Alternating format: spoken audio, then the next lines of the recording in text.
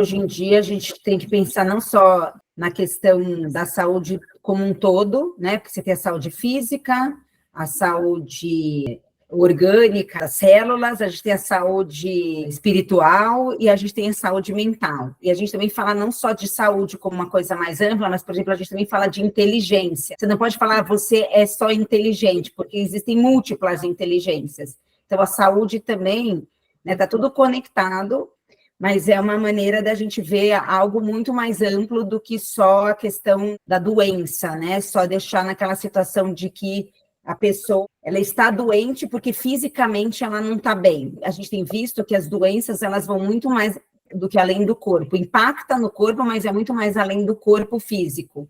Então, a parte mental, que a gente fala que é a parte emocional, a parte psicológica da pessoa, a gente está vendo que virou uma epidemia, principalmente aqui no Brasil. Eu não vou ter os dados, até porque eles mudam bastante, mas ontem eu estava vendo um documentário sobre a questão do celular, parece que aumentou, assim, 300% os casos de suicídio entre adolescentes, os índices estão aumentando muito os casos de depressão, de ansiedade, e começa já lá nos jovens, né? Então, imagina nos mais velhos. É considerado hoje em dia uma epidemia, né? Os quadros os transtornos de ansiedade, de depressão. Antigamente, as pessoas achavam que a depressão era uma tristeza, que a pessoa não tinha força para sair daquilo, que era algo que ela era capaz de se resolver. As pessoas não consideravam isso doença, elas consideravam como a pessoa que não conseguia sair da cama era uma pessoa preguiçosa, a pessoa que sofria de ansiedade, não se dava nomes àquilo. Chega um ponto que a pessoa não tem mais controle sobre isso, porque você tem o que é normal e o que é já uma doença. O limiar é muito tênue. A gente não vai ser feliz o dia inteiro. A ansiedade, ela é um mecanismo de defesa do ser humano. Se a gente viver sem ansiedade, a gente não tem como sobreviver. A gente precisa da ansiedade, porque ela é um mecanismo de defesa. A tristeza, ela faz com que a gente reconheça, que a gente tenha empatia, a gente reconheça que alguma coisa não vai bem.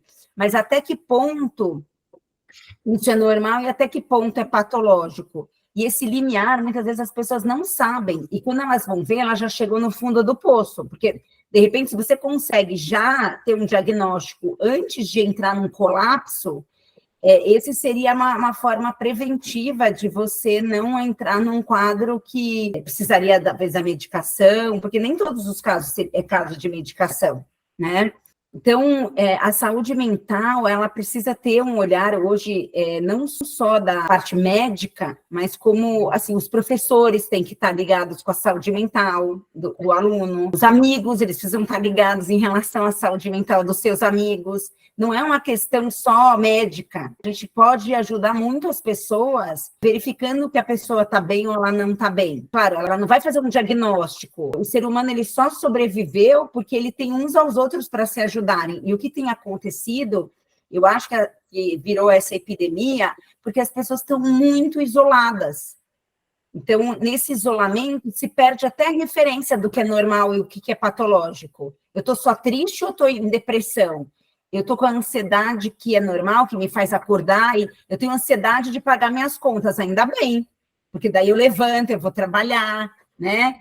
Porque senão eu falo, então deixa, talvez eu morra amanhã, então eu não preciso pagar nada hoje. Só que as pessoas estão se isolando tanto que está se perdendo todas as referências. E nesse isolamento, que eu acredito que sim, tem muito a ver com redes sociais, com esse vício do celular, a gente está perdendo a esperança. O maior dos riscos do suicídio é a desesperança, né? É a falta de perspectiva, né? De que algo bom pode me acontecer. Então, você tem uma bomba relógio aqui, né? Você tem um isolamento, uma pressão muito grande de financeiro, emocional, enfim, das relações, e essa falta de perspectiva. Então, o que acontece? As pessoas acabam entrando muito para dentro e ficam com medo também de se relacionar, porque também o outro, muitas vezes, não está bem também, e isso vai virando um ciclo vicioso. Num apanhado geral, o que a gente pode falar da saúde mental? É como é que esse indivíduo ele está se relacionando com ele mesmo e, ao mesmo tempo, com o outro,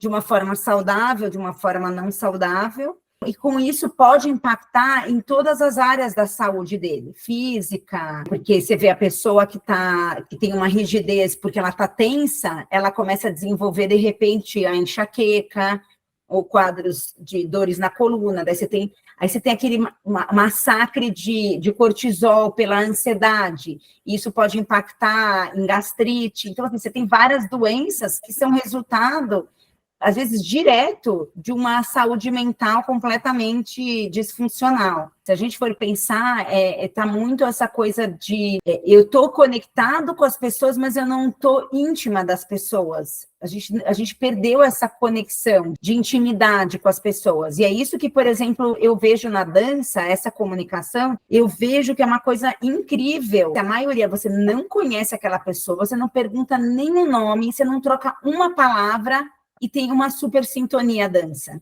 Quer dizer, é uma troca lá que tem uma intimidade de outra ordem.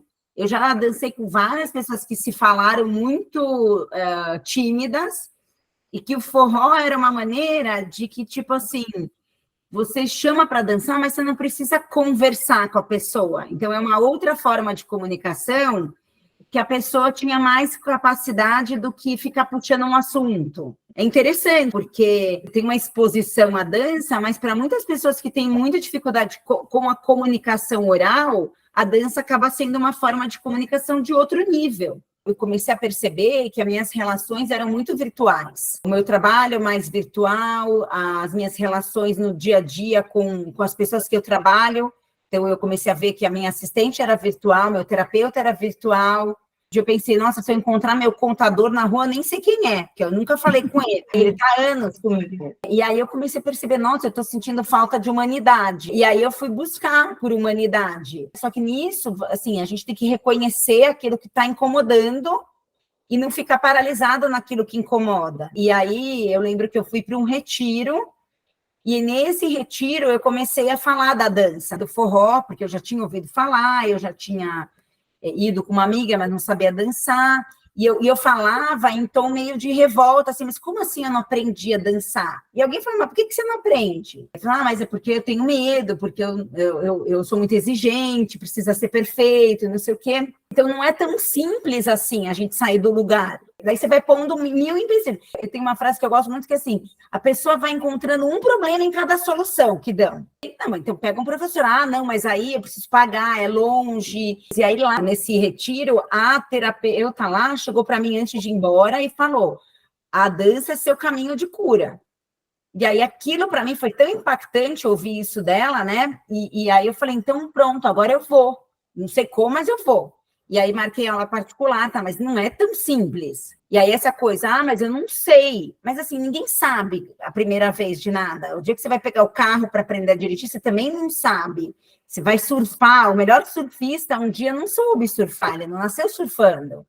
Então, também você lidar com o teu desempenho. Então, assim, são coisas que o forró foi me mostrando questões que eram minhas, que não era do forró. Tem que lidar com a rejeição, tem que lidar com o não saber, tem que lidar com alguém que você não tenha sintonia, ou lidar com alguém que você tenha muito sintonia, mas ficou só naquela sintonia, acabou, nem perguntou o nome.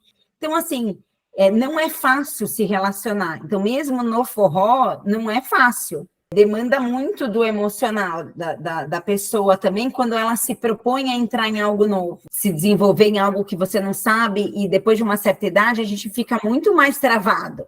Eu quero aprender uma língua. Não, mas agora eu já sou mais velha, então é mais difícil. Tem um movimento muito de persistência, que é fundamental, porque você dança uma vez, só que você tem que dançar sempre para você. É uma habilidade que você vai desenvolvendo na raça.